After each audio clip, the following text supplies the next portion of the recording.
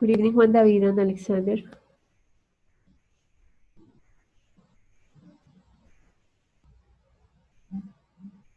Do you hear me?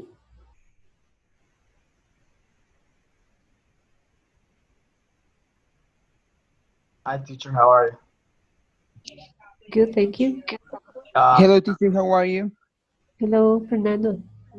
I'm sorry to be late. It's just that I was trying to get online, but I don't know what happened. No, I almost can't.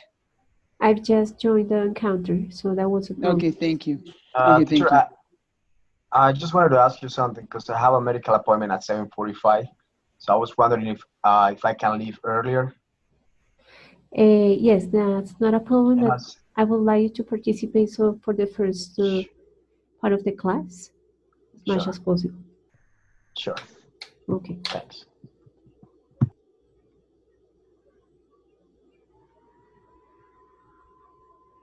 Hello, Luis. Hello. Hello. Hello.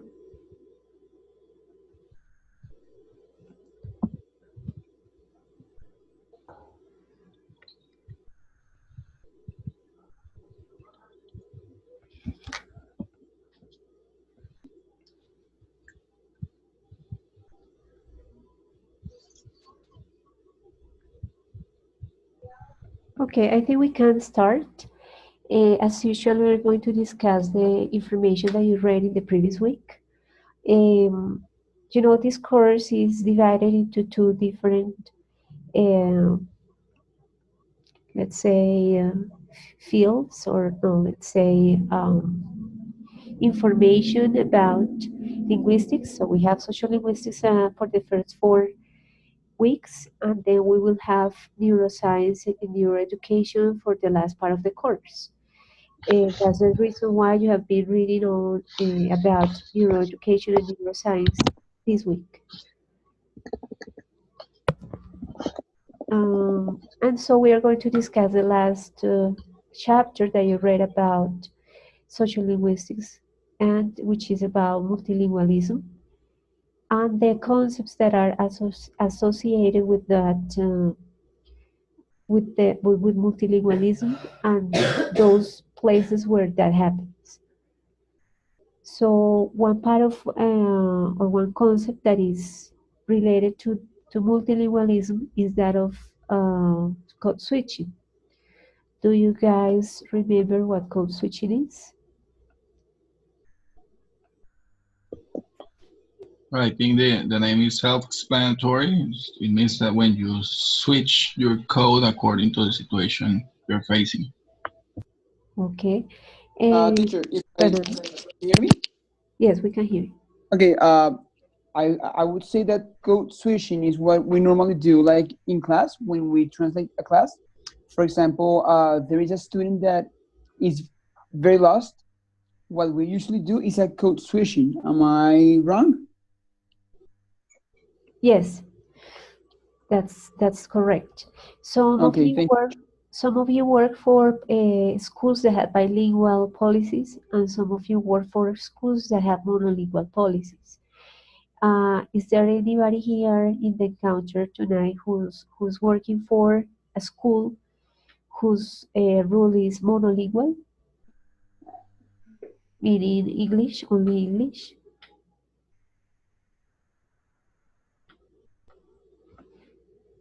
Nobody? I work at a school which is trilingual because they have French, English, and Spanish. Okay. And how do you guys deal with the use of Spanish? Okay, well, there is a code that we have at school where the idea is for the students to learn English, right?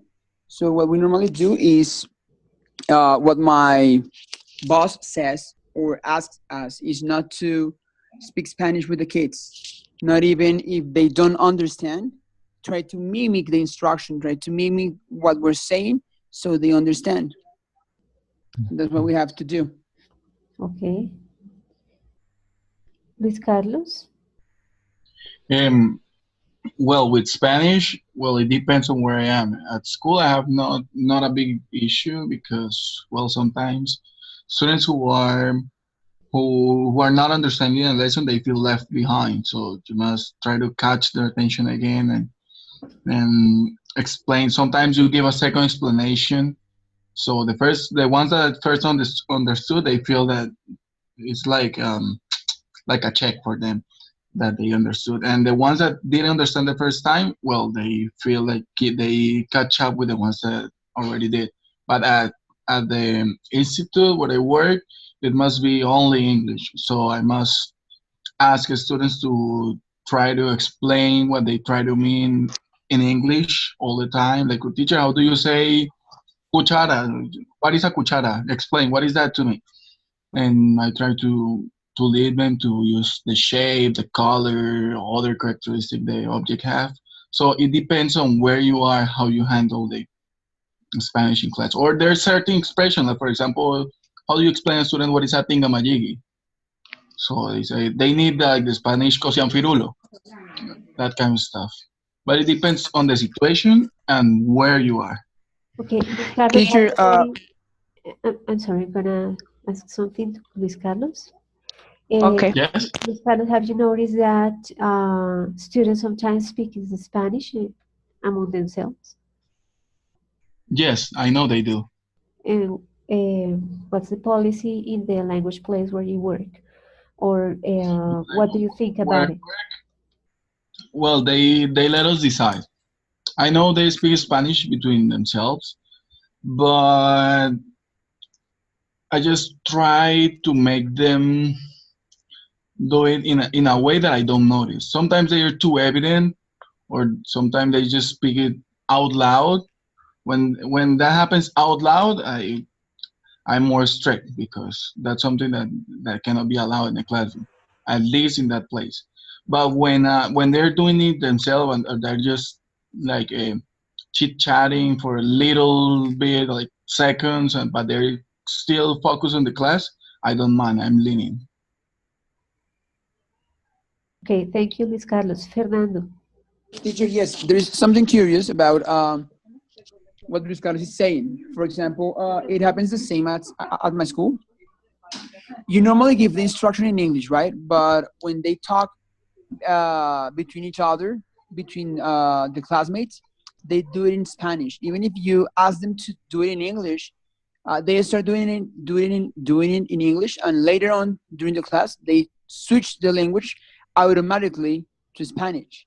So it's curious how that happened because our brain is designed to, of course, speak in our language, but it is really hard to educate the brain to do it in English, in a different language than the one that we were raised. Okay, and what's your belief about the use of Spanish in class? I Well, mean, in the interaction among the students, not teacher yes, there student is. or student teacher, but student student. Okay, the one teacher student and student teacher, it's forbid. I mean, you cannot speak to in Spanish to the students, but between them, there's no problem at all. What I normally do in my classes is that I try not to allow them to speak in Spanish, but sometimes it's hard because some of them have good levels and some others their level just, I mean, it's terrible. So they are learning, um, which is odd because they are in second grade and they're supposed to speak English better than a first grader or a kindergarten. So it's been hard to educate them to speak between them in English. There is a school here. It's called Colegio Nueva Granada, CNG, and there is a policy where they cannot speak Spanish between the students, and which is good because they are forcing, well, not forcing them in a bad way, but they make them start like living in a contest where they have to use English in every single sentence.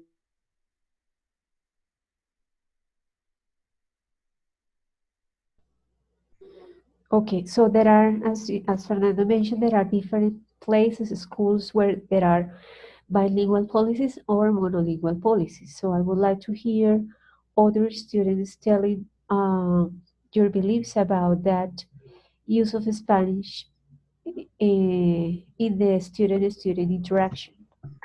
Teacher, can I talk? Yes, please. Okay, I work in a bilingual school.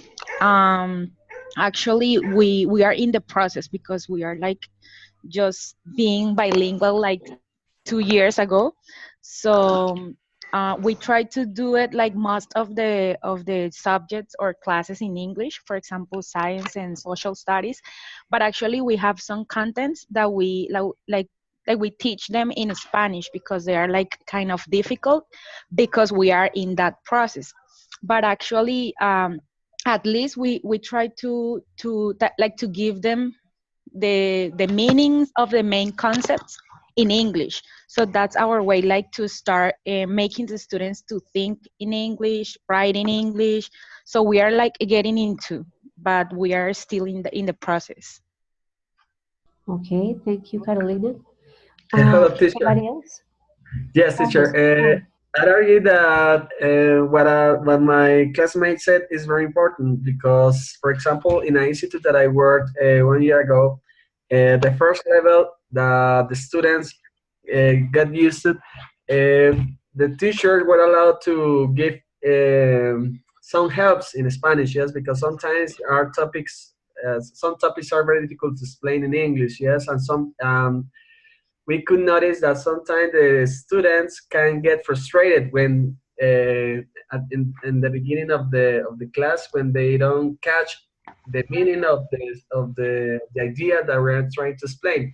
So we noticed that is one of the things that we have to be very careful. If we think that we can only explain those things in English, but the students sometimes don't have the ability to catch the idea. So we have the need to explain to them in their own language. Yes, but in the first courses, yeah, in the first level of the academy.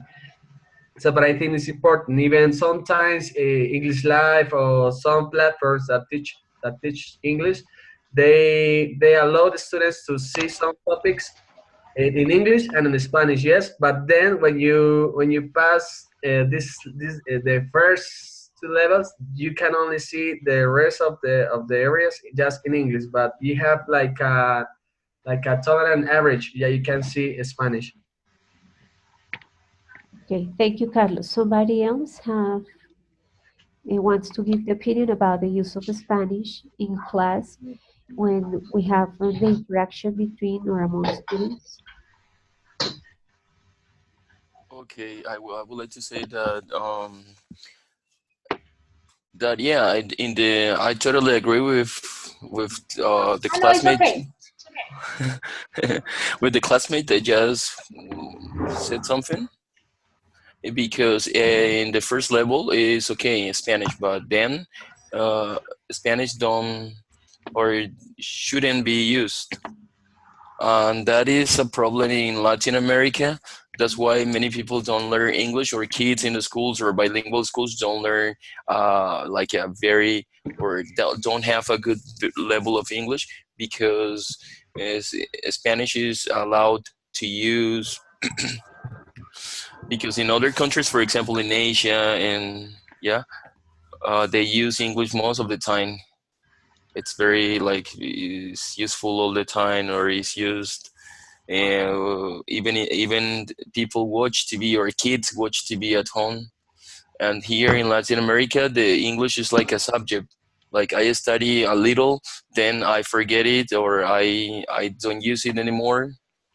It's something like that. It's weird. It's just like a topic.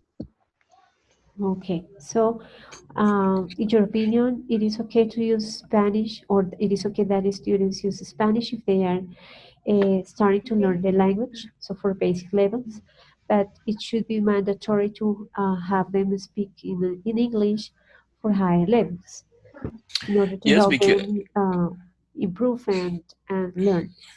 yes, I consider that is much better, and this way they are going to be immersed in the like real English, not just learning English, like using it. They're gonna be forced to use what they study. I think it's the only way to learn like a real English or a lot of English, or to get a high level. I yeah, like make kids or make people think in that language. Okay, Belisario, thank you.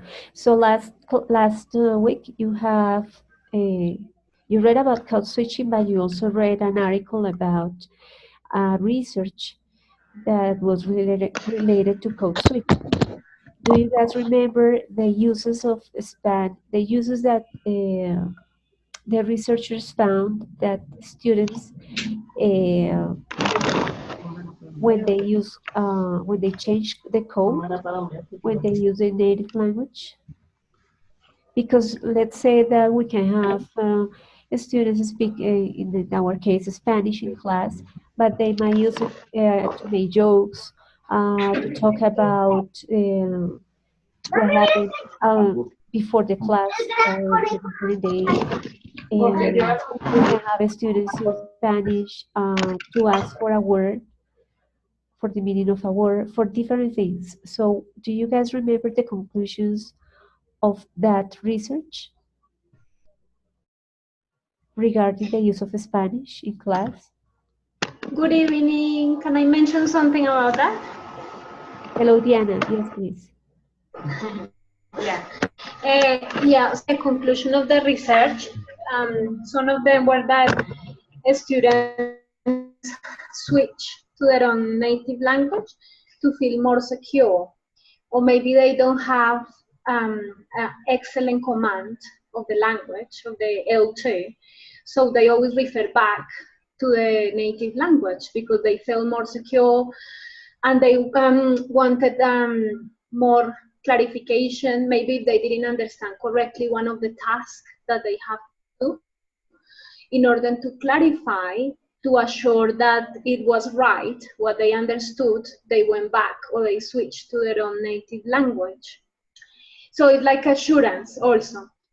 I wanted to share a experience with you also. I work in a company with German people, but the company is from the UK. So it's really interesting to notice that some of the Germans, they don't switch completely to their native language, but what they do is they take elements of multiple languages. So they're learning Spanish, they are working with British people, but they are German. So it's really interesting because sometimes they say phrases where they use the three languages. They use Spanish, German, and English. And sometimes people ask them, like, what do you do that? What are the reasons that you switch like that? And they say it's because they don't want to lose their identity as Germans. So that's why they refer back to their own native town. They know they're working with British people, so they speak English because that's the language of their work. And they're also learning Spanish. So it's interesting because the way that they code switching is by taking some elements from different languages. Again, to gain reassuring and according to the social group that they are in that moment. So I found that quite interesting. Right, so that might happen. In that context, well, they said that they code switch for the reason that you just mentioned, which is to keep their identity as German people. And as you mentioned, in the case of the research that you read, students switch code because they are not sure about the words that they need to use. But there is also other uses that the researchers found regarding or related to the use of Spanish. Does anybody else remember those uses?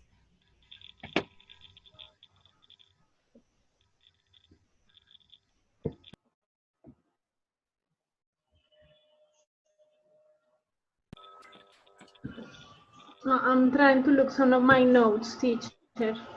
That's what I'm a bit quiet to find all the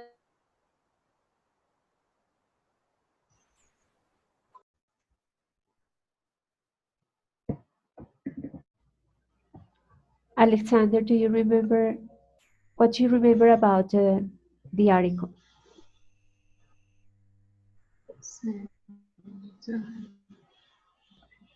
Alexander? Yes, teacher.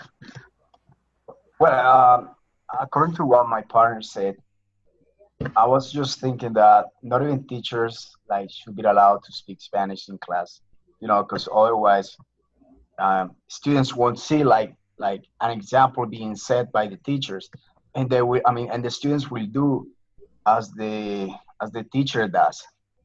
So that I'm not working for a school now, but that's what I would do. I would try to speak all the time in English, but just in case there's a student that like doesn't understand a certain topic, I would just try to like say some words in Spanish or try to make myself understood.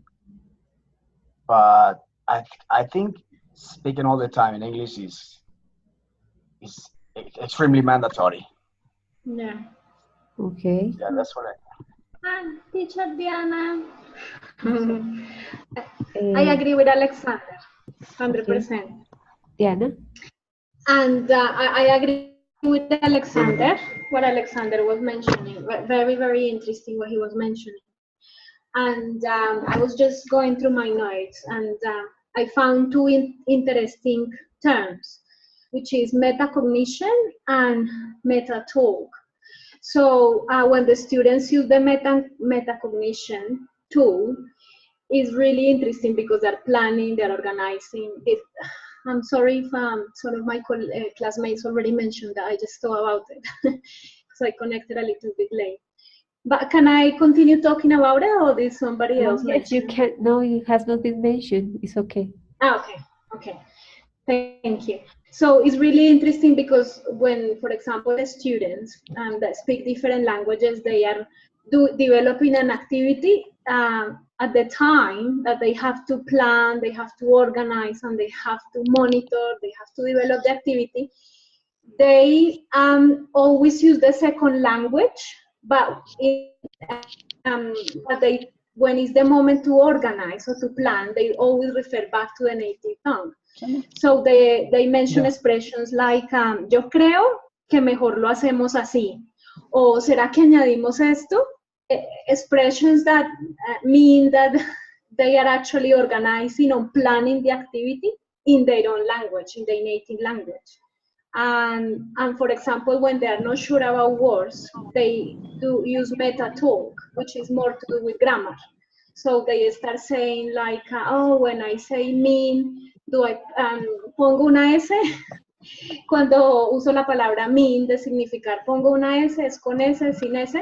So that's like this, right? Because they're referring now to grammar rules. But it's interesting that they don't speak, they don't use the L2, the second language. Very good.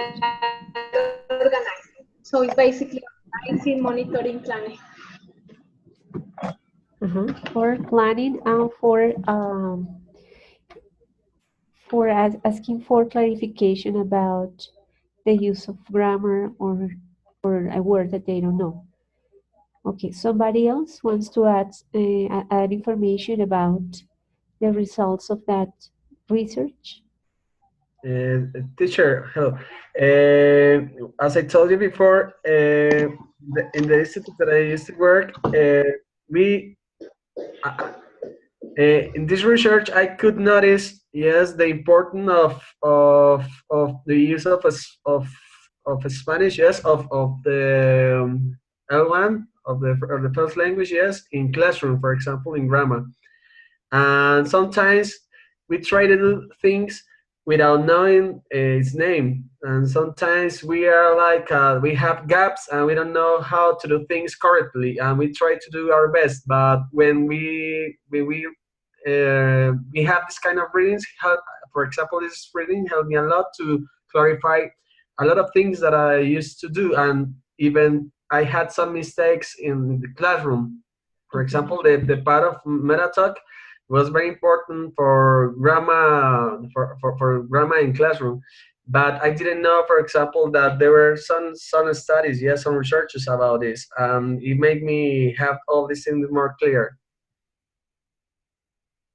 Exactly. So in the case of this research that you read, the results show that the students' use of Spanish or use of native language in class help them to learn because they use it to plan their activities, to learn new vocabulary. So since they didn't have the tools, they didn't have the language to do it in the foreign language, the use of the native language help them to learn in that case.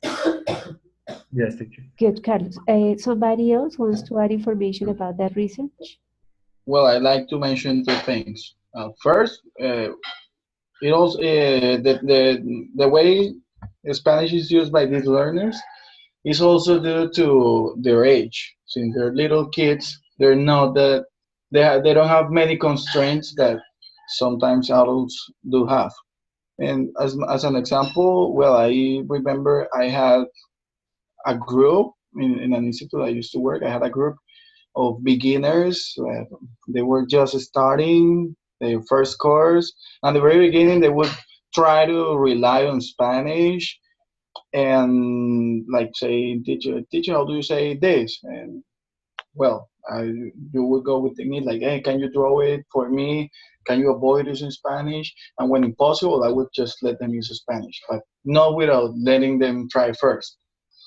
And they understood throughout the first course that Spanish is not a thing to use in the classroom because they must engage conversation and immerse in the language. So further in the other courses, I had them like 3 semesters later. They would talk to each other in English all the time, and when someone spoke in Spanish, they would say like, "Hey man, keep it in English." They would relate themselves, but still sometimes like in very critical points of the class Spanish was needed. For example, I remember a class when I was teaching that past perfect that at the first glance is it doesn't look that easy for them. Like an example of that would be something like he when oh sorry, he had forgotten the keys when he closed the door. So before he closed the door, something happened before, and for them that is difficult to just like to catch in the air. So sometimes you have to make like a little comparison with like a Spanish equivalent, but most of the time they would just keep it in themselves in English, and I think that's due to their consciousness. They know they're paying for their course. They say, I want to make the most of this course, and I'm not going to talk in Spanish. I don't want you to talk in Spanish. We're speaking English only. So age can be something that can change the situation. Okay, thank you, Luis. So you mentioned something that some of your classmates also agree, and is that we need to ask students to try their best to use the foreign language. However, that takes them like it isn't like something it takes time for them, and for beginners it's not that easy. So we can say that we are more flexible with beginners and basic levels than and we are more strict with advanced levels or intermediates. Um, so the idea is that this article that you read shows that in some cases for basic levels it is necessary for students to use the native language to learn the foreign language. In the case that they have to create something in groups and they don't have the knowledge of the language to do it in the foreign language, let's say in English, they can use Spanish to plan, to organize the ideas, to learn new words. But if we see or if we listen that students are using Spanish for other purposes, so we need to interrupt and ask students to focus their attention on the task. While if we have advanced students, the amount of Spanish will decrease, and we will be more demanding in those courses. So the idea is like to, or the invitation is like to analyze the use of Spanish in class, if if it is positive for their learning, or if it is not helping them to improve. Does anybody wants to add something to code switching or the reading about the article, or any experience at the places you have worked? Me, teacher, good evening. Hello, Felix. Hello, how are you? Good. Okay, I had an experience with some students. They are from from Boyacá, sorry. There are different kind of people or styles. I mean, of learning. Yeah, it's not it's not the same to teach some students that have some previous knowledge about English that people are studying English, start uh, are in the process of English learning. It's necessary, I think, absolutely necessary in some time because it helps the students to involve and understand quickly because finally they gonna look at in the dictionary and make yeah and get the information they are interested in finding. So it's necessary sometimes.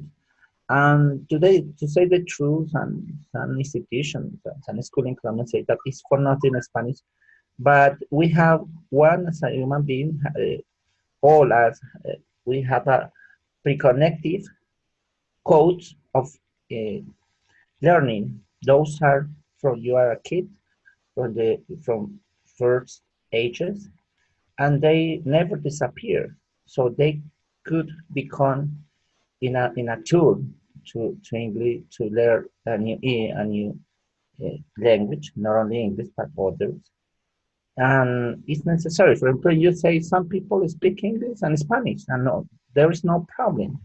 Yeah, the point here is practice good fluency English, practice English in a good way, and if necessary, sometimes use Spanish because there exist interpreters and all the time use Spanish or German or Italian.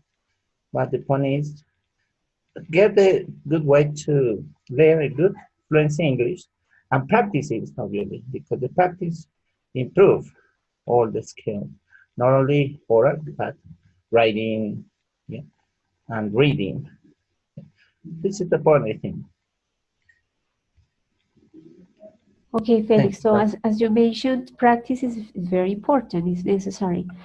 So in the interaction, in the teacher-students interaction, it is necessary that we resort to English, to Spanish, as the last option. So we should try our best to explain, to make drawings, to use gestures, to use examples, to use different sentences, etc. If students don't understand, the last option will be the use of Spanish in our case. Teacher, that is one of the things that they say at school. One of the last things, and if you don't use Spanish, it's even better. But you should try your best to make yourself clear and to make the kids understand what you're saying. Because if you explain it in Spanish, you are not letting them think by themselves, and you are making the things easier for them. So the idea is to try your best to make yourself clear. Yes, that's a, let's say, principle that is connected with the collaborative approaches. So sometimes, for example, we tell students the translation of the word, and we forget that they can use their cell phones or the dictionaries to find the answer by their own. So we should help the students um, try to make inferences or find the answers on their own before we give them the answers. and resort to Spanish as the last option in the case that students don't understand. So that's, as I said, one of the principles of the communicative approach. Okay, somebody else wants to add information, opinions about this, about code switching?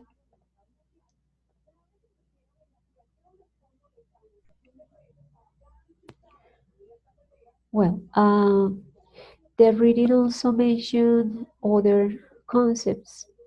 So multilingualism is one concept. What's that about?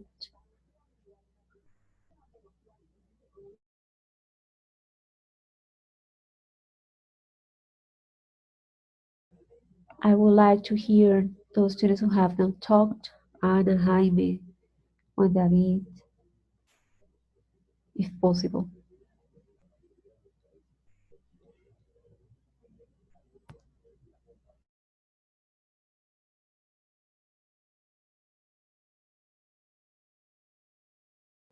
So Juan wrote that the proposal of the author is to use the term multilingual discourse instead of code switching or code mixing, as these later terms imply a normative monolingual ideology, which is at odds with current research trends in language content.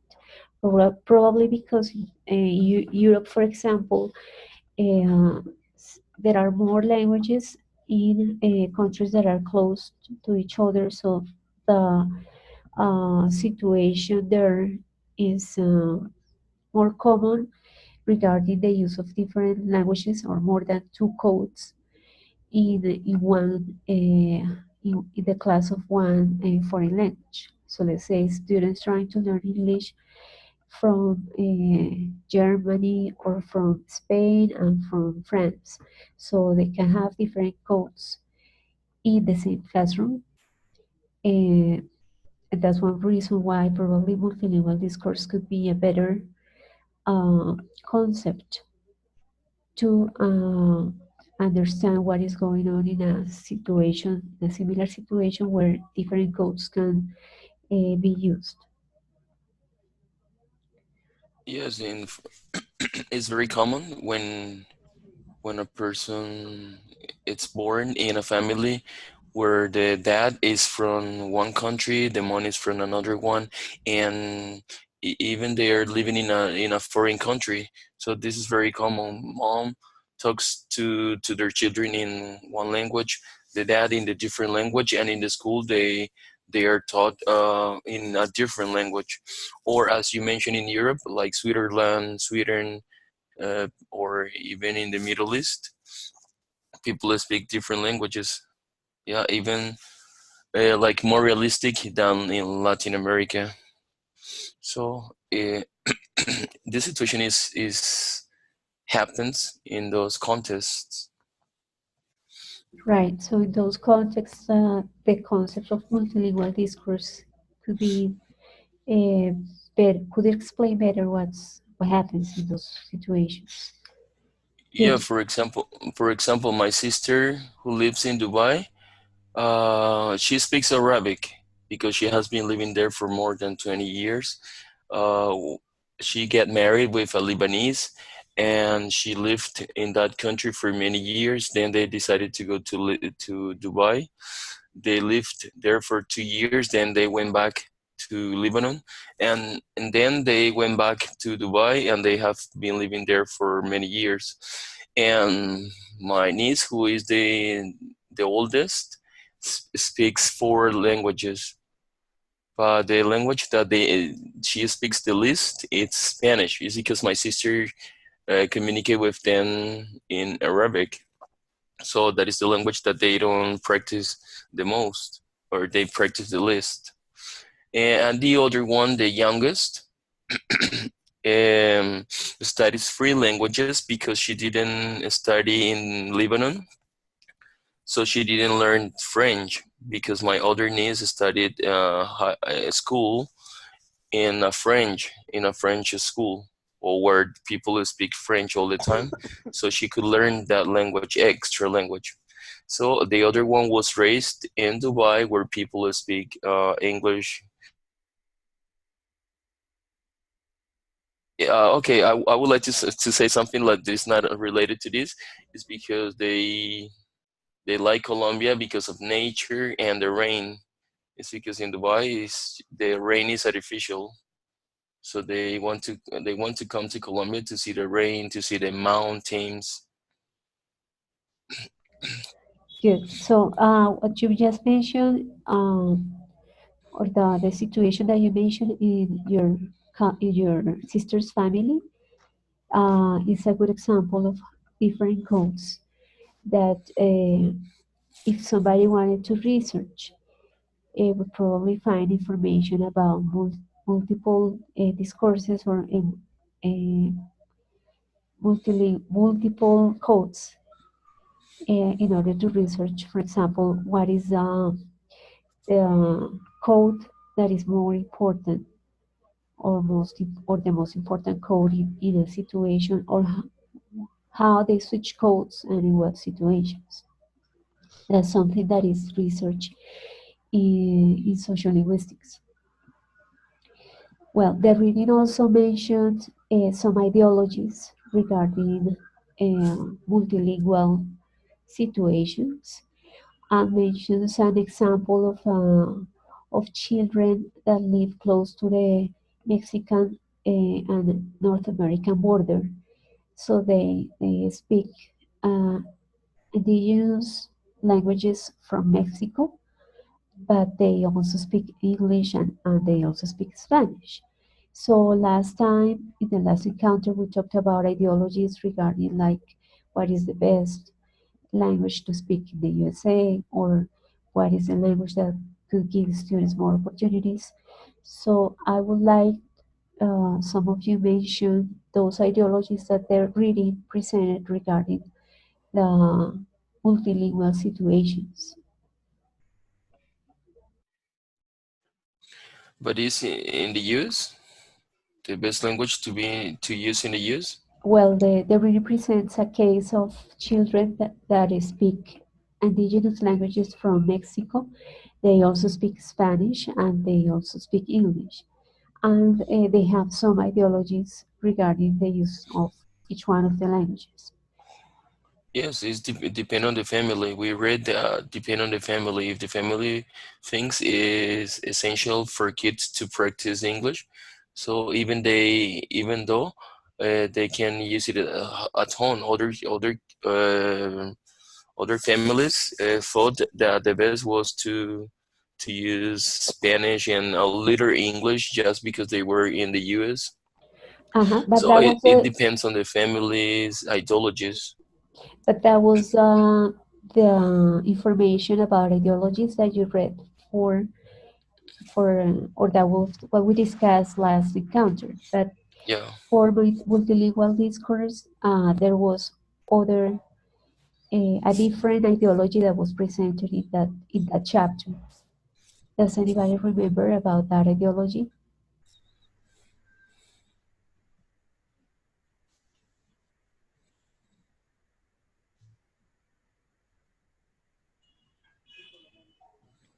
Okay, I think that it's absolutely true what you said, that multilingualism is given according to cultures, according to maybe many factors, many factors around. And Indian people, for example, had adapted different languages and cultures as well, and all depends of that on the environment they are, the needs they have, yeah, around, and also whatever who wants to teach or to learn, sorry, more than one language is possible to do. I Okay, think yeah, but according. let's, I'm sorry to interrupt you, Felix, but let's, for example, think about the common ideology of people who can speak English in Colombia. So what is the ideology about people who are bilingual in Colombia? You mean what is the ideology to talk about their languages? Yes, like what do usually Colombians think about people who speak uh, English and Spanish, who are Well, competent using both languages? okay, I think all the thankful is that this sort of people have advantages, and also they have a multicultural maybe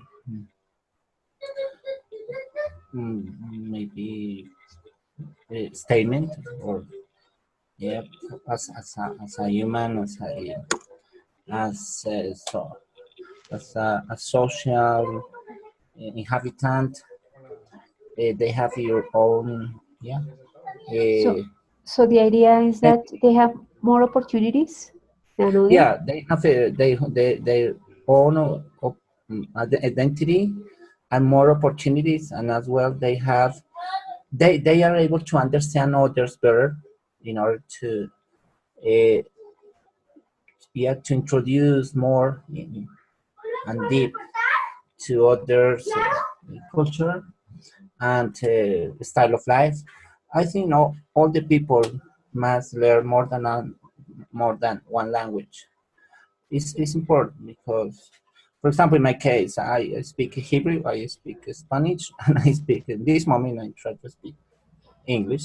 Okay, Felix, regarding lifestyle that you mentioned, what is your association of lifestyle with somebody who can speak English? Can you repeat, please? The sound is so slow. Okay, if somebody can speak English in Colombia, what is the association with the lifestyle of that person? The style of life of that person, Yes. and the style of life. Well, just the association that maybe these people have a global, maybe perception of life. They are able to understand others, not only about culture as a communicator, but in business.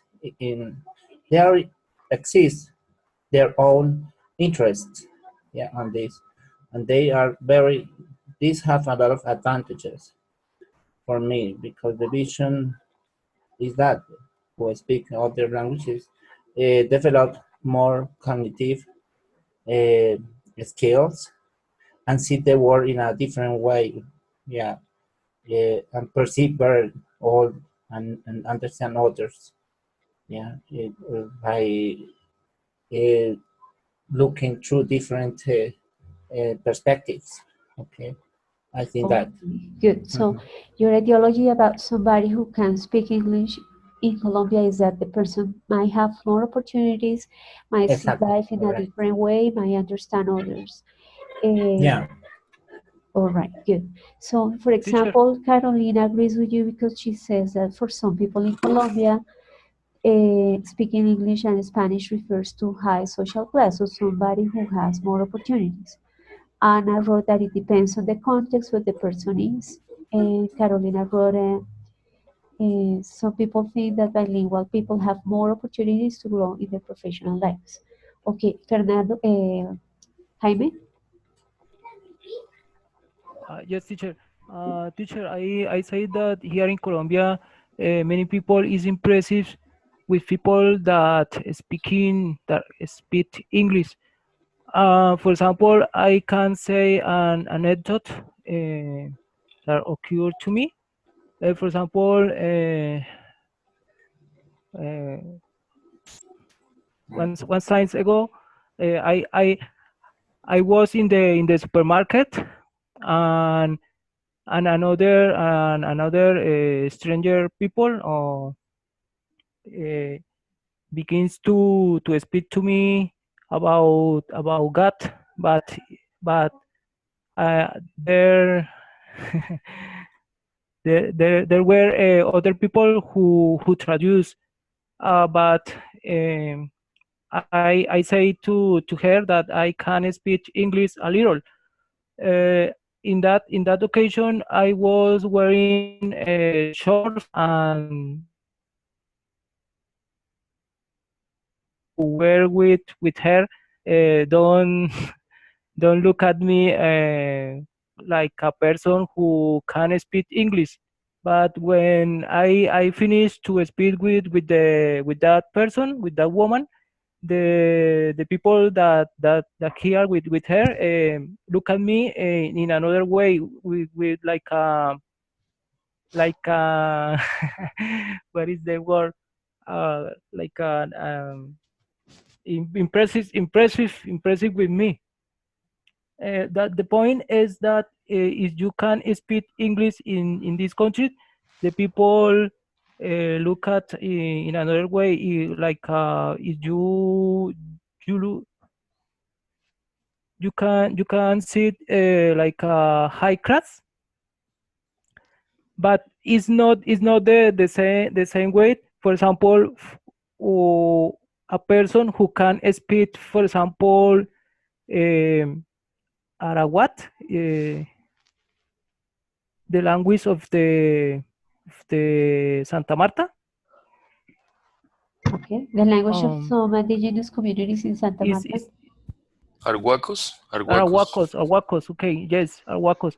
For example, here in Colombia, is no important speak Arhuaco. The people think that this language is inferiority.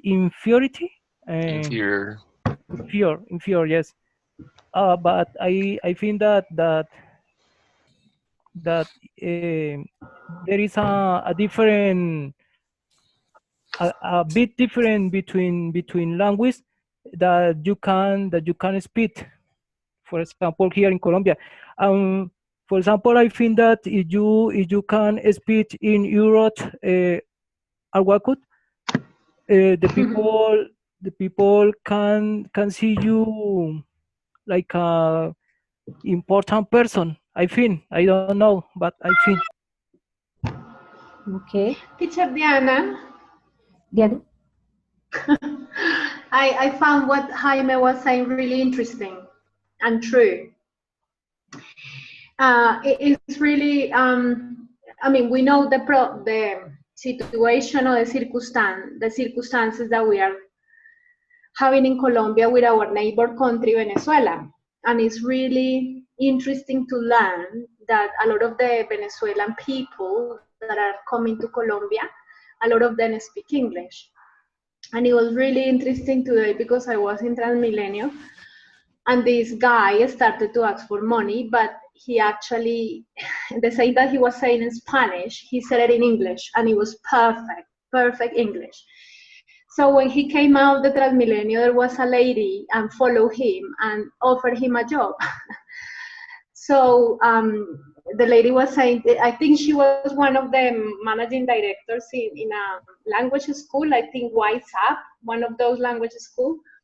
And she went after the Venezuelan guy and offered him a job. And she was saying to him, oh, but you're very intelligent and you speak English beautifully. I don't understand what you're doing asking for money here in Transmilenio. So it's similar to what we're talking about. When people here in Colombia hear someone speaking another language, it comes to your mind that this person has money, or the person has gone to a university, or is a professional or something. So it's really interesting. And this is the contrast of when you go to Museo del Oro, to Candelaria, and you see people from different tribes and different tribes here in Colombia, and you hear them talking in their dialect, native or local dialect. Or I don't know if they're Colombian or Ecuadorian, I don't know what country, but people, some of them, they don't know how to write or read, and some of the language that they speak is only an oral language, speaking language, so they don't write or read, they don't, So it's interesting, the contrast, what we're talking about, that the impression that somebody gives you when somebody says to you, I speak a certain language. Okay, Juanita. I'd like to say something.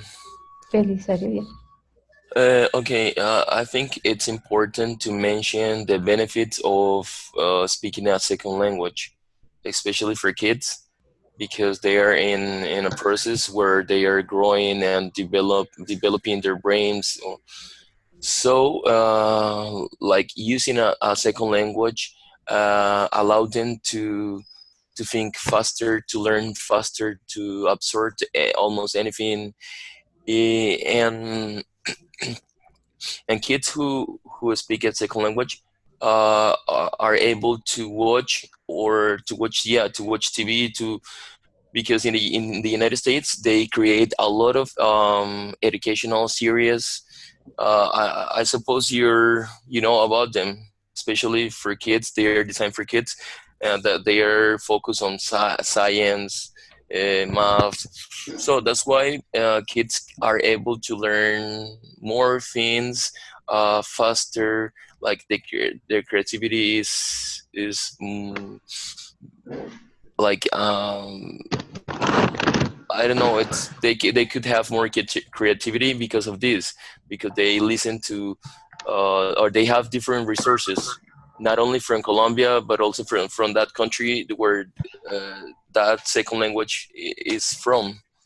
Yeah, for Okay. example, if we're talking about English, so the United States invests a lot of money in researching in creating educational films, so they can access to these resources.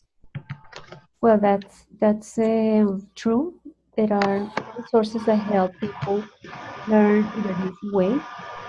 Uh, and if a person learns a language, disregarding the foreign language that the person can learn, that helps the person to develop one part of the brain more than others that do not speak two languages.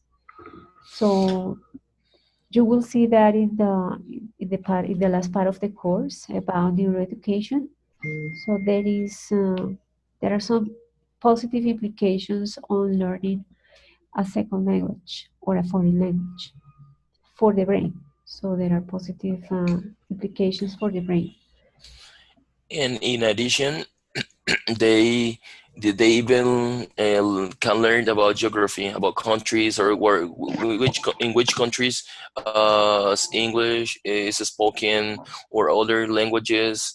Yeah, it's very easy for them to know all the whole world, geographically talking, or even about languages. Yeah, so they can learn things that probably people from Colombia who hasn't access to other languages learn when they are teenagers, or yeah, that is the benefits. So I would say that depends on the resources and available for that person who's trying to learn the foreign language. But going back to the ideologies and going back to what David wrote and Jaime mentioned about the connection or the people's beliefs uh, connected to somebody who can speak English and somebody who can speak an indigenous language. So what the reading present is that for the case of those students who are in the border of Mexico and USA and they belong to an indigenous community, they people don't think, or the ideology is not that since they can speak an indigenous language, they they belong to a high status or to a high class. But the indigenous languages or the ideology connected to the indigenous language is that is not important, is not necessary, and is even for those students a shame or is not, it doesn't make them proud to speak that indigenous language. So that might happen not only in that border, but in other parts of the world where indigenous languages are not uh, connected to the idea of some knowledge that could be important or a high status or high class. And in those places where we find more than two codes, so in those countries where we have English, for example, and the native language of the country, so we can find stereotypes about the language of the natives in that place.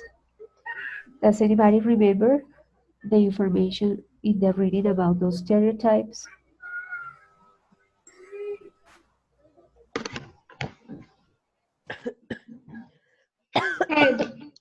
Teacher Diana, can you please repeat the question? Yes. What is the information presented in the reading about stereotypes in those countries where two codes are used? For example, in those islands in the Caribbean, where English is spoken, but also or French is spoken, and also the native language of the island. So, what are the stereotypes in those places? Stereotypes about the languages. I remember that, for example, the billboard in these countries, they put both their own language and, for example, the foreign language in the most of the places. Yes, they try to combine the two languages. And the stereotype about the use of the languages.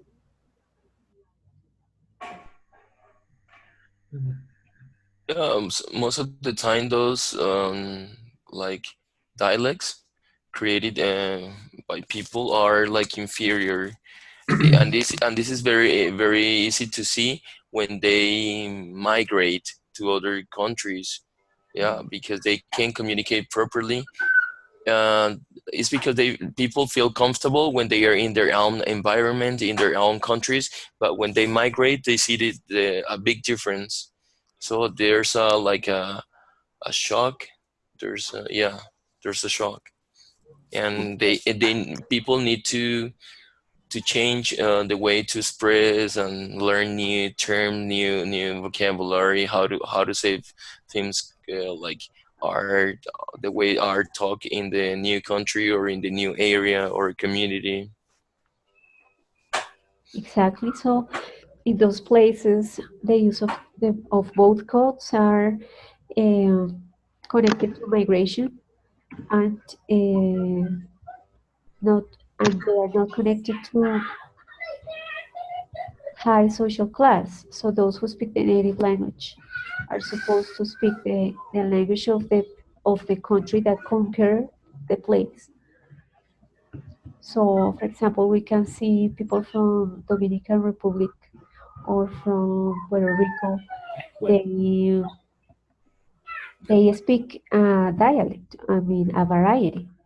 But that variety, as Belisario mentioned, is not believed to be connected to high social class or to the language that should be spoken. So we can see, for example, in the picture, in the photo, that we have a mixture of codes, and we sometimes listen to words like Spanish, Frañol, or other words that were made up to refer to those mixture of codes. But the use of those words to express that mixing of codes is connected to non-educated people, to low class, to something inferior, right? So those are the stereotypes connected to uses of two codes. Yes, I have seen. Sometimes I'm so curious about the English in the Caribbean or in the West Indies, as some people call this area. Yeah, to compare the varieties, the accents, like in Trinidad and Tobago, in Jamaica, even in Belize. and some people are able to speak. For example, the country where I think people speak more understandable English is in Belize.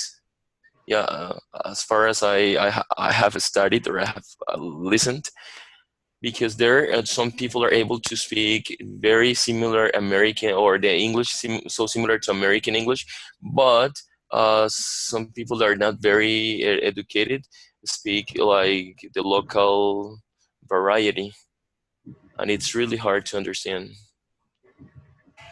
Okay, so that's an stereotype regarding connected to the use of both codes. I'm going to read. Oh, I would like to listen to Juanita. She raised her hand. Juanita? Okay, so I was going to say that people that speak a dialect usually knows and understand that that the English language is a formal language used for business and study. But they still feel comfortable to use their dialect with people that are from the same community. So that would be saying that and although some of them understand that they will have more opportunities using English, and it's also important to say that English will remain the language of reading. Okay. I'm going to read Juan David's participation. He wrote, the choices we make about the codes we speak influence how we are evaluated. Listeners can very quickly stereotype others' personal and social attributes on the basis of language cues and in ways that appear to have crucial effects on important social decisions made about it.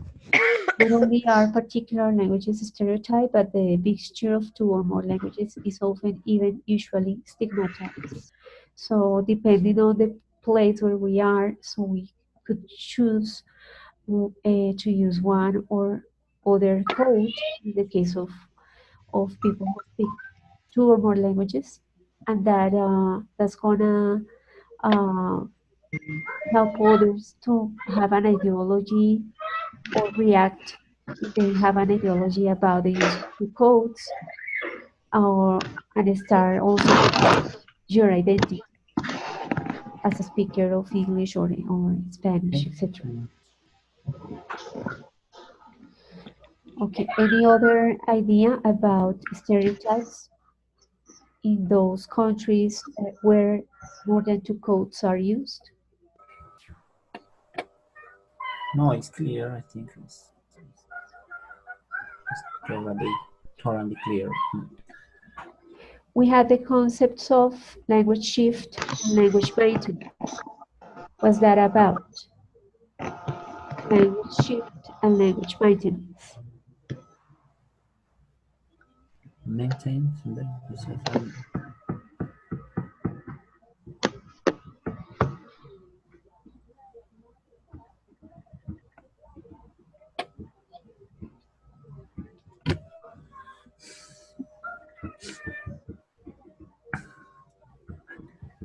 Juanita?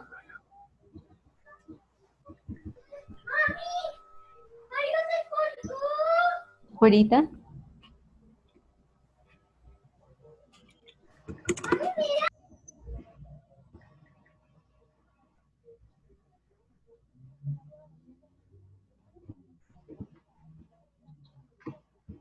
Juanita, you raise your hand.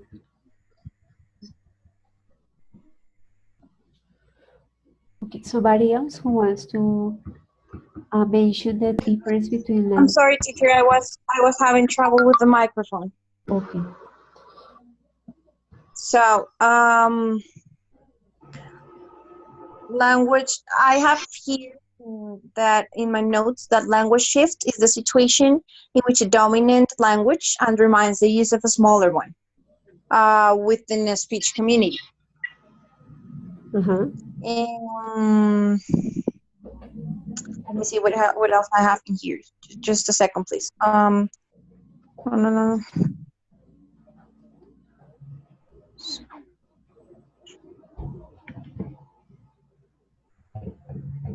within a strange community.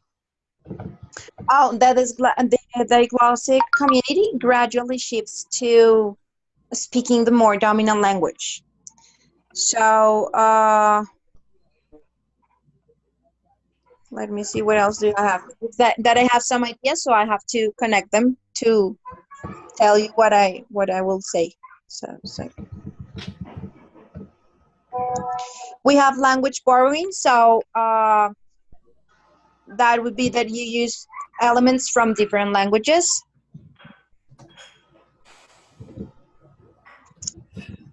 And I have in here too that just a second, the study of language maintenance and the shifts concerned with second language confirm language maintenance concerned with relevant. So I have in here too that the study of language maintenance and language shift is concerned with the relationship between change or stability in an habitual language use.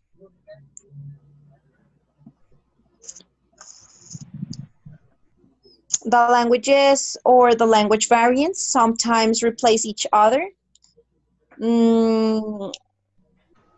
particularly in certain types. Sorry? What could be an example of language maintenance and language shift? Okay. For example,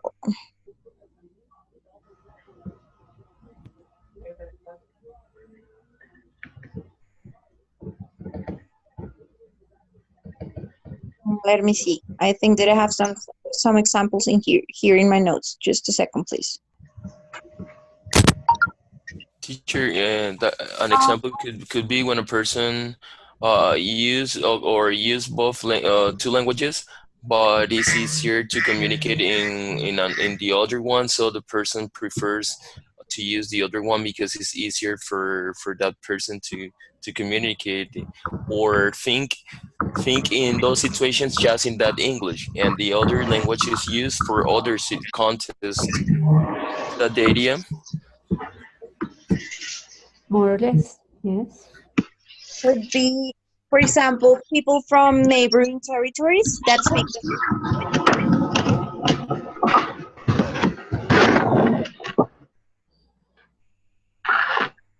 that would be an example, right? We couldn't hear you. Could you please repeat? Sorry. I was saying that an example could be people same language.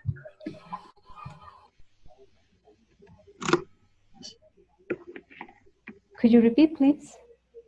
Okay. I was saying that an example could be people from neighboring territories that speaks the same language. Well, those concepts are related to the use of two codes in the same country. So, for example, in the islands of the Caribbean, so we have people who speak the native language of the place and the language of the country that conquered the island. So, language maintenance is when both languages are used. And language shift is when there is one language that is more important than the other. So the person uses that because the importance of the language that of the country that conquered the place. So we're talking about like the dominant language, right? Exactly. So we have a dominant language, and another language that is considered inferior. But if both languages are used, if both codes are used, so that's called language maintenance. But if only, but if one is considered more important than the other and is regarded as the language that should be spoken, that is language shift. So language shift would be, but in that terms, you would say that is not, that will not be necessarily related with bilingualism, right? Because if we're saying that, if we're talking about only the dominant language, then you could say that the second language will. You're saying that it would be not that important, so we can say that for the second language, you can be just happy if you understand some of it, but not necessarily you have to be bilingualism, manage bilingualism. Or I'm wrong? No, that's right. So bilingualism is present in the places where both codes are important. For example, in Quebec, that we have their language maintenance. We have both codes that are important. But language shift is when Yes. the language of the place or the country that conquered the place is dominating the place, is trying to is connected to the idea that of the language that should be spoken. So there is a tendency to change or to disregard the native language and to use only the language of the country that conquered the place. So that's language shift. Okay. Teacher, I have another example similar to the one that you saying. Diana. There is a country that is called Burkina Faso. And in this country, in Burkina, the official language is French. So everybody in Burkina Faso speak French. But 40% of the population speak a language that is called Mosi. So Mosi is like a combination of a language that has taken elements from different languages. So it's called the Mosi language, but the official language in Burkina is French. So this could be another example of a shift language or language maintenance. Good. Now, sorry, if the language, the native language of Burkina Faso is connected to the idea of low class, and the other language is connected to the idea of high class, that is called diglossia. So diglossia is the concept used when there are situations that are connected to the use of each code, and one of the codes is connected to the idea of high class or high status or high quality of life, and the other language is connected to the opposite idea.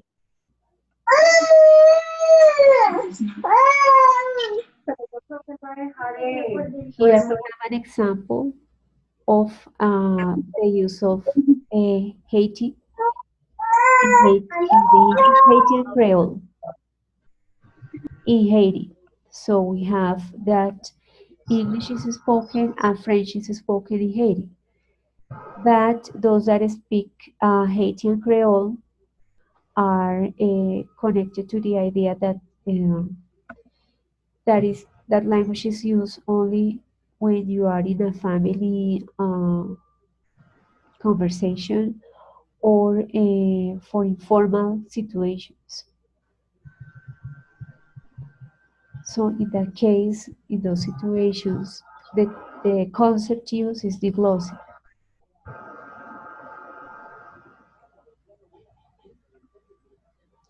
Does anybody want to add information, or do you have questions about the reading? Comments? I'm not sure, Teacher Diana, if a French-speaking person can understand perfectly a French Creole person from Haiti, or if it will, or if it will be like a difficult task to understand. Well, the book says that people in Haiti understand French, And the native people from Haiti, they speak Haitian Creole. But since that language is connected to the idea of inferiority or low social class, they are not proud of saying that they understand that language or that they can speak it.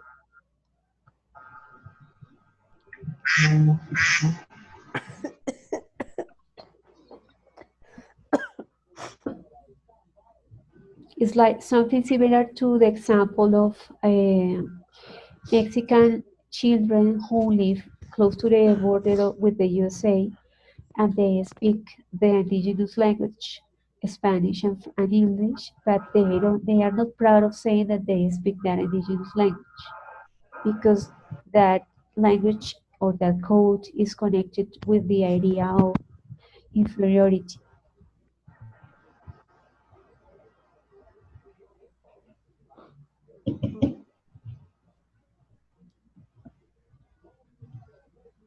Okay, questions, comments?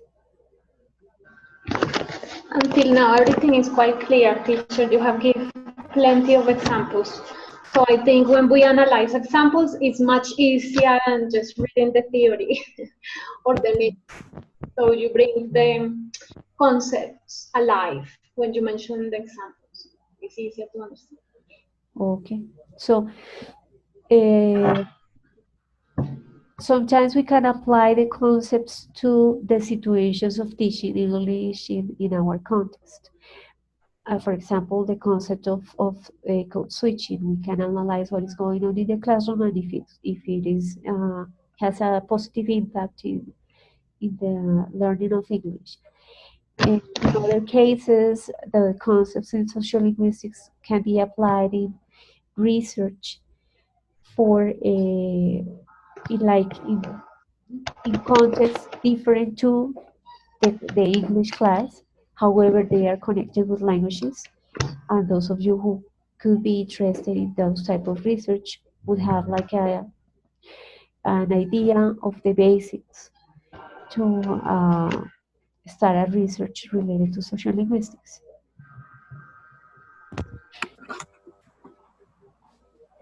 Good. Questions or comments before we finish? Everything's good. Thank you very much. Okay, so thank you all for your participation, and that's all. Hope you have a good night, everybody. Thank you very much, teacher. Good night, teacher. Thank you very much. Good night, everyone. Bye-bye. Thank you. Goodbye. Good night, everyone. Thank you. Goodbye, everyone. Thank Bye. you. Thank you. Goodbye.